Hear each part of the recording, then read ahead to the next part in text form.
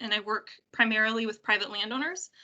I work going to people's property and helping them create better habitat for wildlife and improving the forest health on their properties.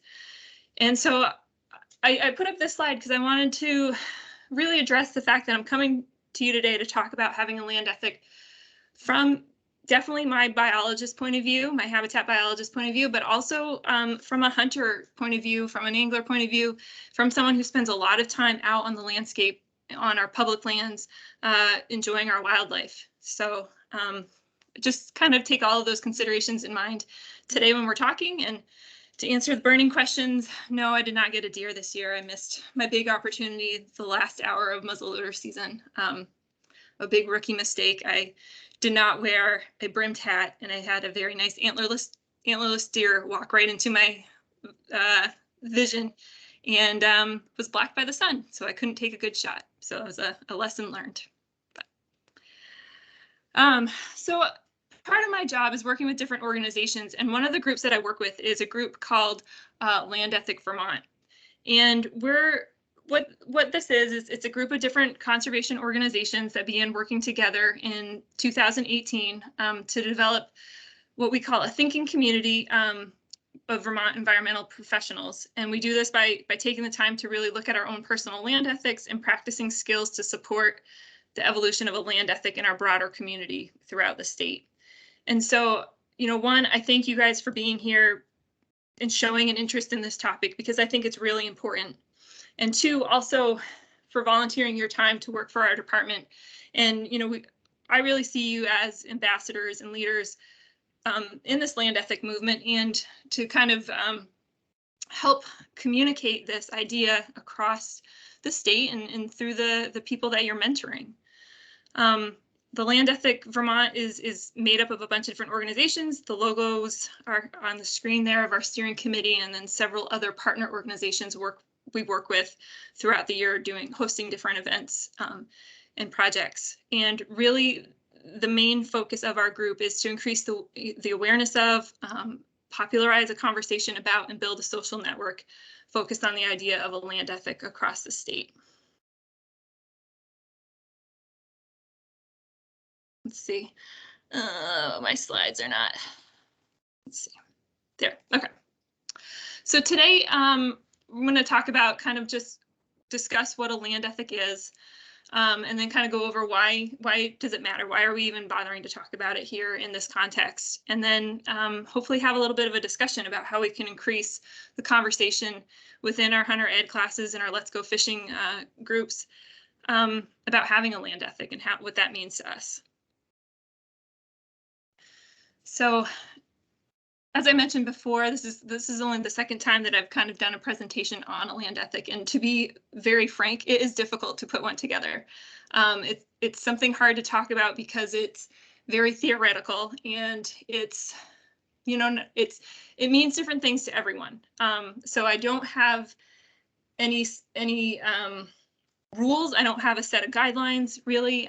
This is really just kind of a theory and kind of a thoughtful conversation today. A land ethic, I think we all have it, whether we know we have one or not.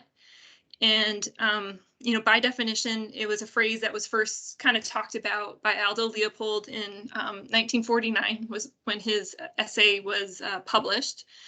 And it's the final essay in the Sand County Almanac, and it's really considered to be his most enduring idea throughout all of his works.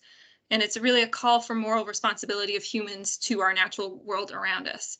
And even though this was developed, almost 80 years ago, it's an idea that's still really relevant today in our society. And understanding what a land ethic is can still be difficult, even though it's incredibly relevant.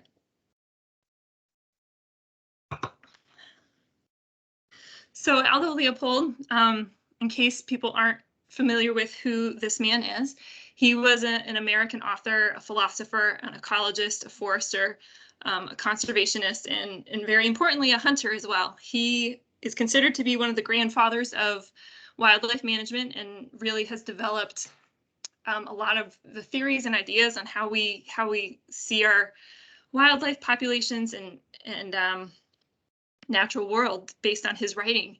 And most of his observations and theories came from the time that he spent hunting and out in the woods looking for game. He spent a lot of time in the Southwest working for the Forest Service back in the day when the rangers for the Forest Service did everything. Someone was sent out to an area and they were in charge of policing and ranging that whole area.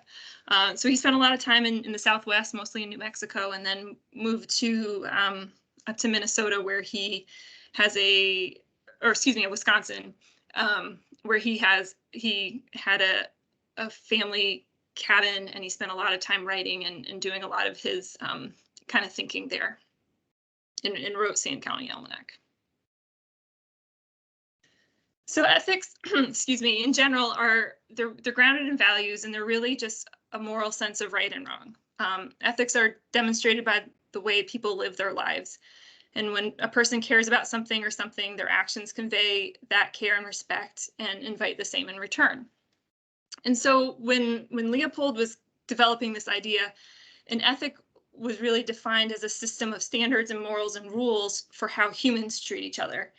And through the time that Leopold spent in the outdoors and in nature, he started to wonder why that we had all of these ethical standards with respect to other people, but the relationship that people had with the land was really unethical in his view. It resulted in widespread environmental degradation. This was a time when there was really unsustainable timber harvest, a lack of regulation in game harvesting, all of those things at the beginning of the century. And just as a lack of ethics harms our human communities, Leopold noted that a lack of ethics towards the land also harmed our natural communities and ultimately ourselves, because we rely on the natural services that the environment provides for our survival and the quality of life. And his philosophy, his idea really changed the role of humans from this viewpoint of being the conqueror and controlling the wilderness to just being a member and a citizen of that environment. So he included in the land, in the idea of the land, he included people along with the plants, the animals, the soils, the water. And that's where his land ethic came from. And he was saying that the relationships between the people and the land are intertwined, and care for the people cannot be separated from care for the land. And really described it as a moral code of conduct that grows out of the interconnected relationships between people and the land and the animals and the plants on that. And so, really when we start to seeing the environment, the ecosystem as a community to which we are part of, his idea was that we would begin to respect it and take care of it in a better way. And of course, as hunters out in the wild and in nature throughout history, this is really not a new concept for us. Most of our, probably more famous conservationists at the beginning, the development of our country, who developed, put forth the national park system, the Forest Service, all of these ideas of conserving land and improving the wildlife, or improving, our laws, we're also hunters. And so having a land ethic goes hand in hand with hunting and with angling and with being out in nature hunting. Again, for example, our North American wildlife model was developed by hunters and really kind of created the tone, set the tone for how conservation of wildlife was going to be dealt with in the US here. And, I think it's important to note that hunters and anglers are not the only contributors to wildlife conservation in our country, but for decades, they've played a really important role in funding the restoration of many of our wildlife populations. And I'm sure this is not new. This is not a new idea to anyone here. It's pretty well talked about, the contributions that hunters have to conservation over the years, not just in the dollar amounts that we spend with taxes, buying ammo and guns and fishing equipment and the like, but also in donations. We see that here in Vermont with our Habitat Stamp program. This program started 5 or 6 years ago, and we've been able to raise over $450,000 to bring right back into Vermont to enhance our habitat. And by far the majority of the people supporting this program, again, are people who are buying hunting and fishing licenses. And this isn't, unlike the taxes, this is a voluntary donation that people choose to do after they've bought their license. And so it just goes to show that, having, participating in hunting, participating in fishing, and having a land ethic and finding the importance of the habitat and taking care of our natural world is really important. And I know that a lot of time is spent on talking about being an ethical hunter in our hunter ed program. I know that we talk about what kind of ethical shots you can take, things about fair chase, choosing different bait and tackle choices for what you're fishing, where following the laws, respecting other hunters and anglers, landowners, and other recreationals out in the woods. I guess I'd just take a minute to open it up. In your experience, everyone who's listening, what other instances of talking about ethics come up when you're dealing with these trainings?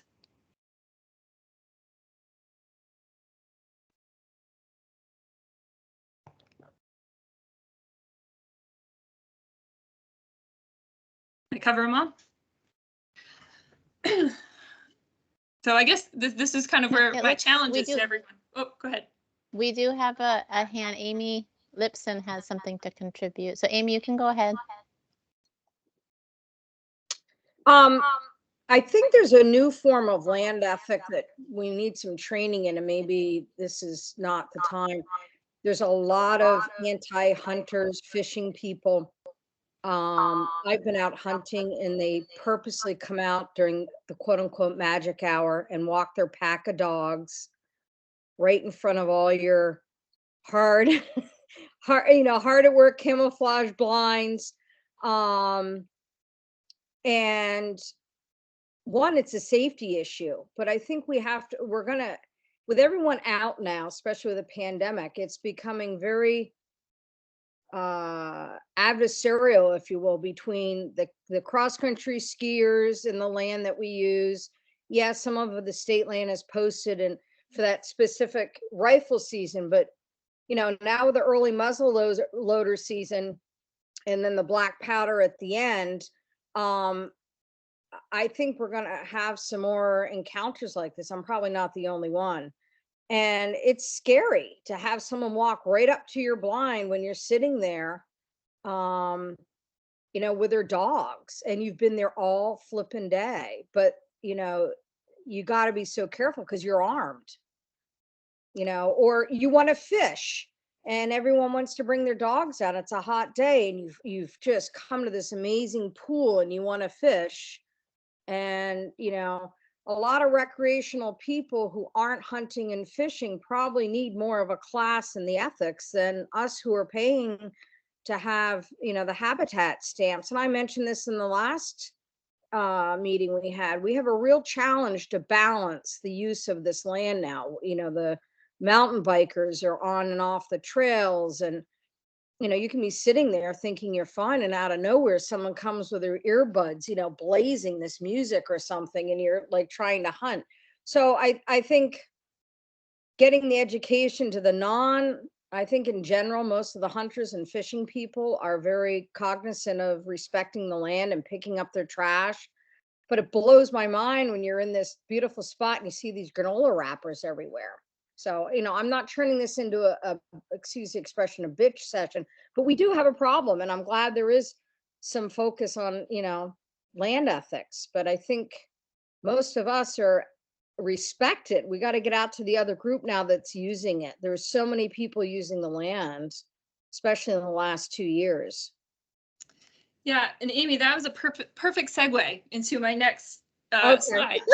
But You know, I will say that I agree with you that there is a lot of ownership that has to be taken by the non-hunting community, and we are working hard to reach those groups and talk about land ethics that way.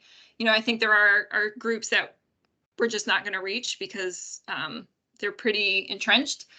But you know, I think coming tonight, talking to you all as a group of instructors, I want to focus on how we can talk to the people that we are mentoring and teaching and connecting with who are hunters, and how we can increase our stewardship and talk about hunting in a way that is inspiring, connects people with a land ethic, and connects people that are new or not familiar with hunting, if that makes sense. There is a lot of work to be done in the state, talking to all the different groups. And I would say by far and wide, like, hunters are a very ethical group, but it just takes one bad apple, right, to paint us all with a bad paintbrush. And I think we all know them throughout our hunting careers, that there are people that leave their litter, the hunters that leave their litter, and just as the mountain bikers do. So I think let's try to take it from a perspective of who we are working with, you know, in our hunter ed groups, I guess, if that's good. And Paul Conover has his hand up, Andrea. Okay, great. Yeah, I was just kind of following. One thing we try to do with our people is to teach them how to react when those non-hunters and non-fishermen come by and do something that's in the way. Mm-hmm. It's kind of works both ways. I mean, they're there too, and they have a right to be there. But it's how we react to their presence and what they're doing. I think that's just as important. And I deal with this a lot. I fish the bat and kill. It's just full of tubers and rafters and canoes and everything else. And most of them are pretty polite, but some of them trash the area. Some of them just don't even think anything about the fishermen. But it's just how we react to these other folks when they come by. Yeah, yes, I agree with that 100%. Thank you for that comment. And I think, you know, it's becoming more and more important, as we've seen in the last couple of months, last year or so. There's increased visibility of people who are hunting on social media. And I know that you all go through a training about talking about how to post things on social media, how to talk about things on the internet, which is really important. You know, there's increased scrutiny, not necessarily in a bad way all the time, on what hunters are about and what we're doing out in the woods. Sometimes it is pretty negative, unfortunately, or the scrutiny, I mean, and it can blow up pretty quickly. I know in the state there's increased pressure for people posting land and keeping hunters off of it. And I think all of these reasons really speak to why, as a group of individuals training and mentoring new hunters, we need to keep some of our, you know, a lot of our ethics right up front, and how we connect to nature and the land is part of that. Recruiting new members is something that we are actively doing, right, in our hunting community, and there is a new interest, I think, from a lot of the work that we're doing, talking about forest management and how deer hunting can improve that. And so I think there's an interest in hunting from people who didn't grow up hunting or don't have a background in that, or are new to Vermont. And you know, I think being able to talk about our ethics and our connection with nature and why we like to hunt, and how it's not always about, you know, connecting with an animal or even seeing an animal. Sometimes it's just being out there, knowing that the wildlife's out there, is really important. And you know, I think sometimes doesn't get talked about enough. And then, as Amy brought up, you know, there are a lot of other people out in the woods, and whether they're being respectful or not, we do need to share the woods with them. And we need to be able to do that in a way that is conflict free and shines favorably on us as a group. Yeah, and Andrea, if I can just quickly interject with From the outreach division standpoint, outreach oversees all of the social media for the department, the press releases, but also all the education programs as well. And one thing that we're continually trying to do and really putting a lot more effort on this year in particular is the concept of you don't have to just be one thing. You can be a hunter, an angler, and a hiker, and a camper, and a biker. And, it's like we don't need to make these special camps where they don't actually exist, these silos that we've created, because I think some of the best people to advocate for ethical mountain biking would be a hunter, angler, or trapper. And we have a lot of people in the department who participate in many recreational activities that go beyond hunting, fishing, and trapping, but they do it in an appropriate area. They don't break rules. They don't trespass. So I think, one thing outreach is continually trying to do is show the general public that we're not just one group of one person. There's a diversity among us, and we do lots of different things. But then also, we often and are increasing the message that everything is consumptive. I mean, mountain biking is probably more consumptive than hunting or angling. There are good studies that can back that up. So that, kayaking, canoeing, all of those have consumptive impacts on wildlife and nesting birds and, denning animals. So that's another term we try to kind of shy away from, is the idea that there's consumptive and non-consumptive wildlife recreation, because it all has pretty enormous impacts depending on how you do it. So that's just a message that outreach is trying to put out there, and not in a confrontational way, but just in an honest way, that all activities have impacts on wildlife, and certainly hunting, fishing, trapping are not always the most impactful, even though at face value it seems that way sometimes. So that is a message we try to put out there in outreach, and we're certainly going to try more because there is a lot of contentious information and misinformation right now. Mm-hmm. So thanks for that time, Andrea. Yeah, of course. Thank you for bringing that up. The blurry recreationalists, that is kind of what we all are. And so now I guess I kind of wanted to move into this part of the discussion about how do we apply a land ethic. And, I do recognize that this can be kind of touchy-feely and a little fuzzy and not necessarily easy sometimes to kind of get into some of our hunter ed and let's go fishing programming, but I think it's really important.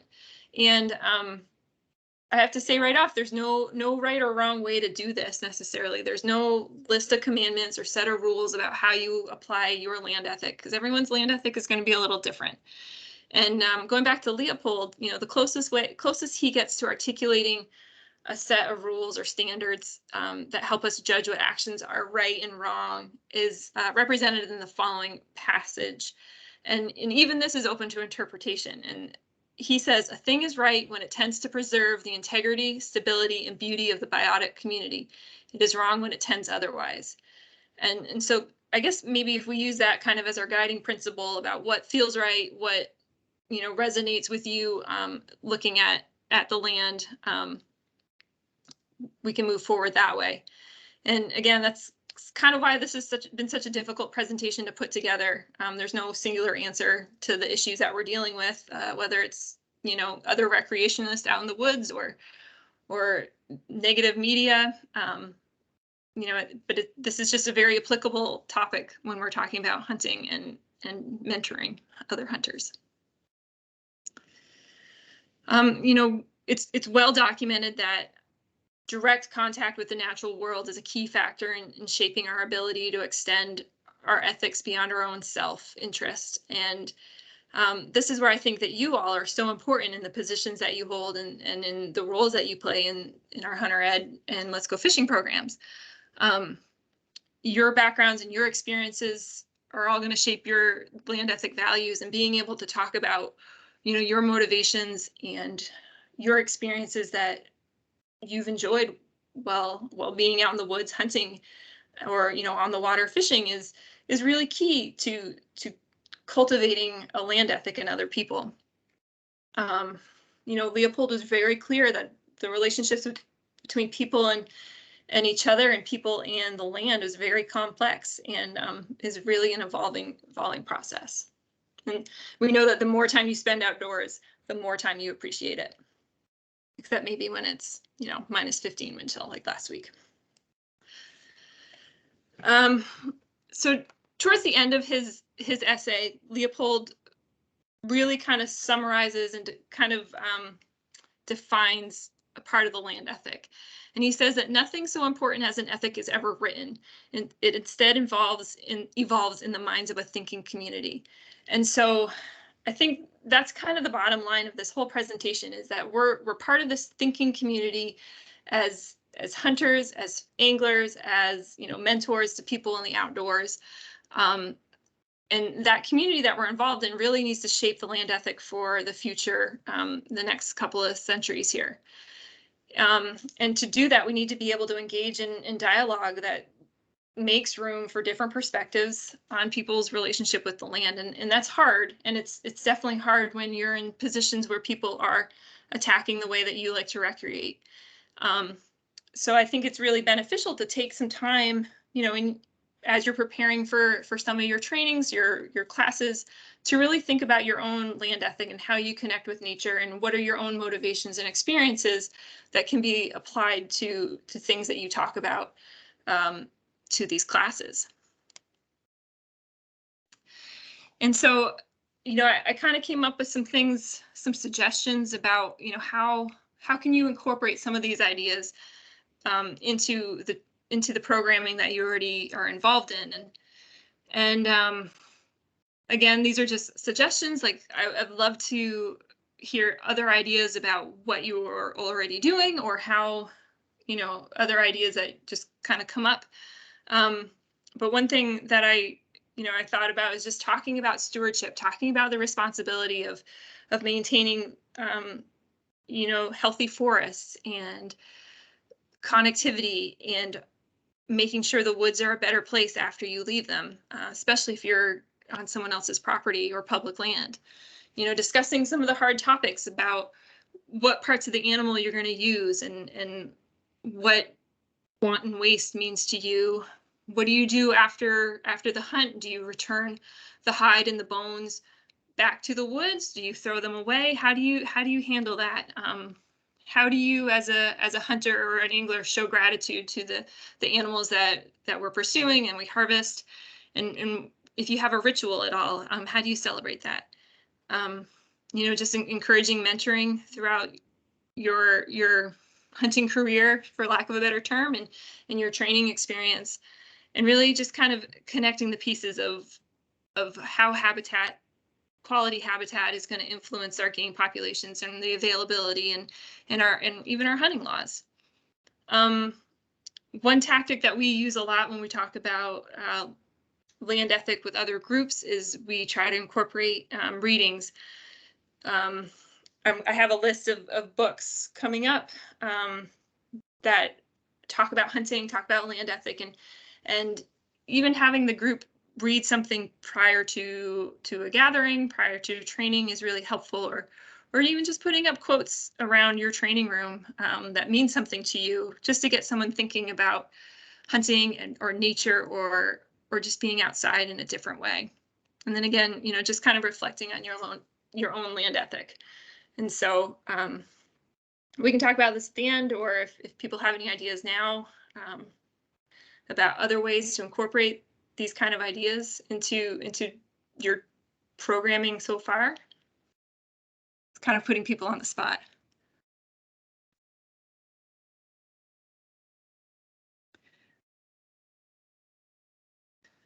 Can move on if people are are still thinking, but okay. So here's a couple books. You know, we've talked a lot about Aldo Leopold's Stand County Almanac, which, if you don't have, I highly recommend picking up. It's a pretty short read, and you can read it in, I don't know if you can see my camera, but, you know, in the book, and you can, it's broken up into months, so you can read it, you know, a month at a time, whatever suits your fancy. But these are some other good, highly recommended hunting and land ethic pieces. The Mindful Carnivore was written by a guy that lives just outside of Montpelier, who was a vegan for quite a while, and tried hunting and now spends a lot of his time out in the woods hunting. And so it's just really interesting to see his perspective of where his food comes from and how that changed through his time. And the other books are, some of them are different parts of the country. That Wild Country is about all the public land and how that was developed in the US. But yeah, some other things to kind of, help you explore your own land ethic in thoughtful ways. These are also some books that aren't necessarily about hunting, but are really great books. They're a lot about nature and how other authors have connected to their own land ethic. Braiding Sweetgrass, I highly recommend. It's an amazing book. She actually has it's a collection of vignettes, so it has a lot of short stories that aren't necessarily interconnected, but she has a really nice piece about hunting and how her indigenous tribe that she is from shows gratitude and it's just a really nice piece. So I recommend Braiding Sweetgrass very highly. And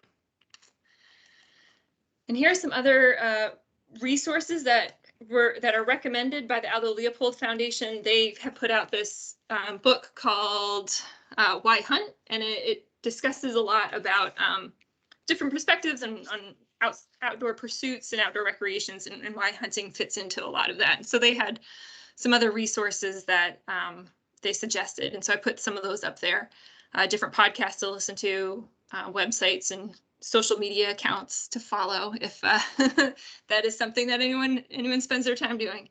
So I don't know, Allie, do you have any that like jump to mind that you don't see on this list? I think that list was a little. No, that's pretty comprehensive. I mean, the biggest one that I can't reiterate enough is Braiding Sweetgrass. There's so many parallels between that book and Aldo Leopold, but it's cool because it's an Indigenous woman and they have so many overlapping ideas and theories and concepts related to the outdoors and hunting. And anyway, but no, this is very comprehensive. I am going to put a link to Why Hunt in the chat box because it's actually, we have some at Hunter Ed, but not enough for everybody, but it's worth getting it. It's an incredibly interesting little book that I share often with people who are kind of on the fence. Mm-hmm. And so when I can send out that list with a couple other suggestions, to the group after, tomorrow or whatever. And so I just wanted to leave it with this quote. Doug Duran is a biologist from, I think, either Minnesota or Wisconsin. That whole area gets blended in my brain a lot. But he works a lot with hunters and deer and chronic wasting disease. And he's a really interesting guy to listen to. He's on the Meat Eater podcast quite often. But I just really like this phrase that he has. It's not ours, it's just our turn. And I think that's an incredibly important thing to remember as we're hunting, as we're experiencing time and working out in the woods. It's just a really nice perspective to have. So with that, I mean, it's a little bit short of an hour, but I'm happy to have a discussion or answer any questions and really appreciate all of your attention and time.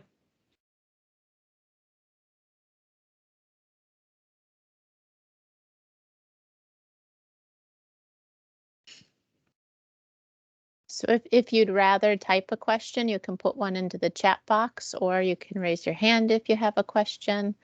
Yeah, feel free. Mike, I see Mike Colson, are you? Yeah. I think it's really, this is a great presentation, and I think it's really critical that we leave these students that come to our classes with this sense of honoring. I mean, especially with COVID, we found that the only thing that makes sense to me is being out in the woods. It's the only healer that is available to us. And we all kind of know this because not only do we like to do it, we like to share it. I look at the people that are on the screen. You either have a business that promotes it or you just love to pass on this wonderful tradition. I think these last 2 years have been devastating to a lot of people, but God, 2 years ago, we had the biggest spike in certifications, you know. When we're up and running and got 300 instructors out there, we got close to 4,000. And when we were shut down, we had almost Oh. 8,000 people. This is astounding to me. And it really speaks to what we're doing, what we have done. This is exciting stuff. It really is. I thank you for your presentation. Thanks, Mike. That's really nice to hear. Thank you. I think we were really lucky to have interests that we were allowed to do during COVID and have life seem a little bit normal. Yeah, Paul, I see your hand up. Yeah, I just listening. I guess I'm the usual, the one doing a lot of talking, but what are you seeing in Vermont? Taking what you've said, and what's your impression with what you're learning as to how the land is being respected and cared for by others? Do you get any sense of that when you're out and about, or how's it looking to you? I think my impression, and of course it's a little biased because people call me to come to their property to look at the land. So I think people already have an interest, you know, geared up when I get there. I think people are interested, not necessarily understanding some of the science or some of the best decisions or long lasting impacts, and that's, you know, as long as we have an open door where people are connected to their property or connected to the state in one way or the other, then we can use that and kind of influence their decisions and overall kind of impact that way. And I always talk about hunting, you know, with landowners and allowing people on properties, and especially the new Vermonters. It's just a really great open audience to take advantage of that way. But I think overall, like talking to people in the land ethic point of view, again, people are interested and they don't know what they don't know. And so, as Ali was saying, trying to get people to understand that even if they're not out there hunting and fishing, they're still having an impact on the wildlife. And sometimes it can be more detrimental in the long run, especially in the habitat point of view, without them even realizing that. And I think finding a way to talk to them that way is going to be our challenge.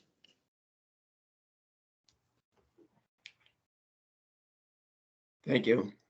Yeah, and I will say, like, I've done several presentations talking to landowners about increasing hunter access on their properties, mostly using forest management as kind of a door opener, just to reduce browsing pressure and increase forest regeneration. And far and wide, the comment I get is, you don't need to convince us that hunting is a good thing. You need to help us figure out how we can make sure we can have hunters on our property safely.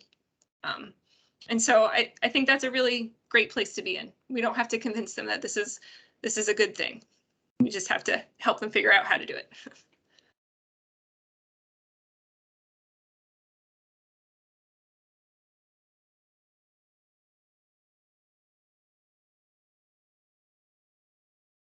Do steward options for lands in the half-hour radius of South Burlington? What do you mean? What do you mean options, Amy? Sorry.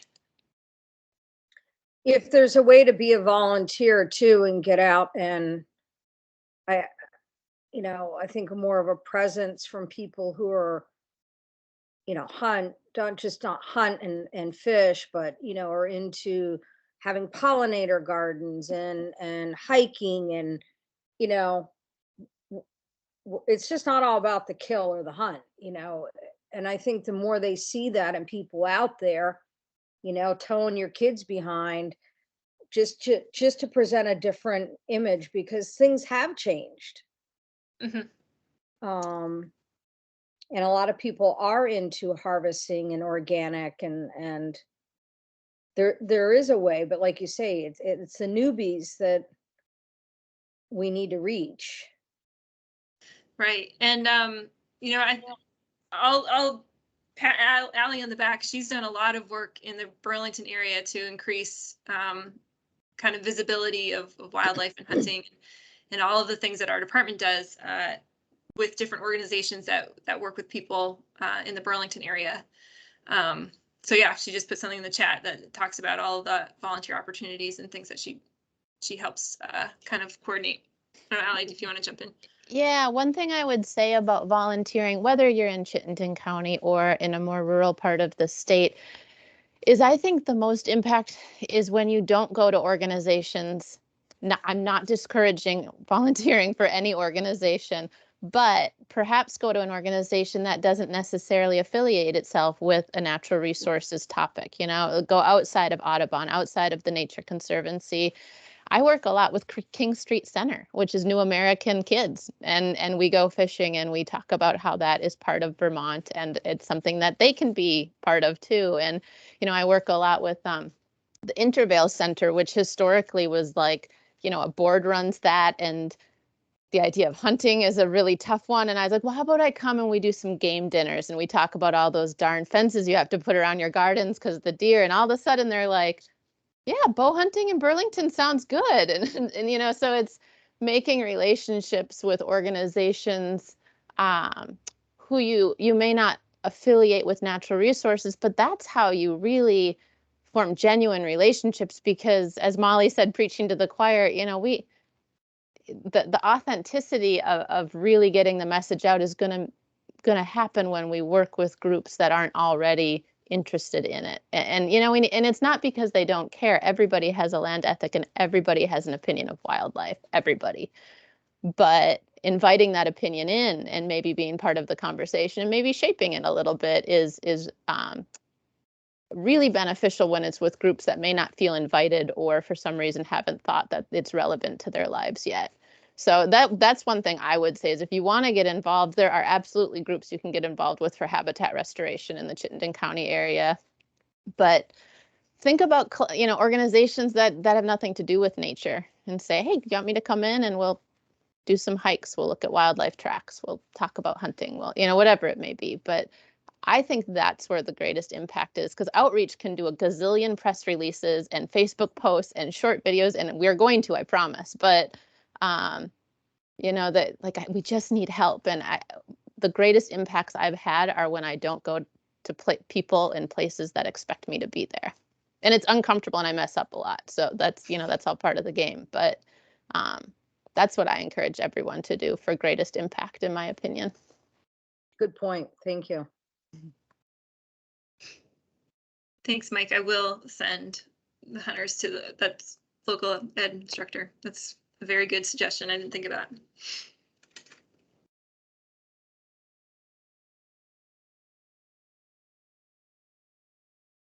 see, did I miss any comments? All right. What do you think, Allie? Unless somebody has some parting words that they want a question, please know that you can always email us after the fact. This is a big topic, and I always think smarter when I'm not after the fact. So if you want to email us or talk to us, just let us know, and we can keep the conversation going. This will be shared. It's recorded, and we'll share it via email through our email list serves this week probably. But mostly I'll let Andrea wrap it up, but just from outreach's perspective, I just want to say thank you. Like, words can't actually express how much gratitude we have for everybody in our program, but you know, especially people at 7 o'clock in the middle of winter who are willing to come and learn and listen and engage. Like, it's very heartwarming and encouraging, and just from the bottom of my heart, thank you very much. So I'll let Andrea wrap it up. No, I would echo Allie. Thank you so much for paying attention and being part of this. And, you know, as I think the bottom line is this is kind of an evolving thinking community kind of process. So as you're out there and an idea comes to you or you try something different, like please reach out and let me know what you do or what experiences you have, good or bad, talking about this stuff, because the more we talk about it, the easier it is. And yeah, I think that's the bottom line. So thank you so much for all of your time and your volunteering. So.